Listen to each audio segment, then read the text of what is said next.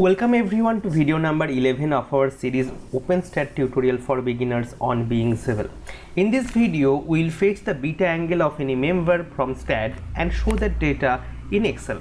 It will be a very short video, so without wasting any time, let's get started. I have already created the basic outline, so let's start coding. At first, we have to declare variables. We need two variables. Number one is the beam number, it is a long type variable, and number two is the beta angle, which is a double type variable.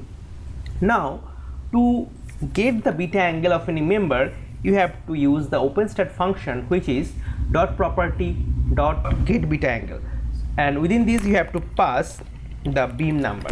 Let's assign some value to our beam number. Let's say it is 87, and let's assign the beta angle value to our variable. Now let's show it by a message box. We are done. Let's run this code. Its beta angle is showing 0. So go to the properties and see the beta angle is 90 assigned to this member. This member is 124. Let's change it to 124. Let's run this code again. It's showing 90. So I hope you have understand this coding.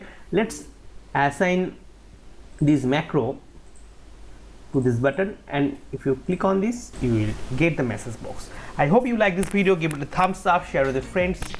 See you in the next video.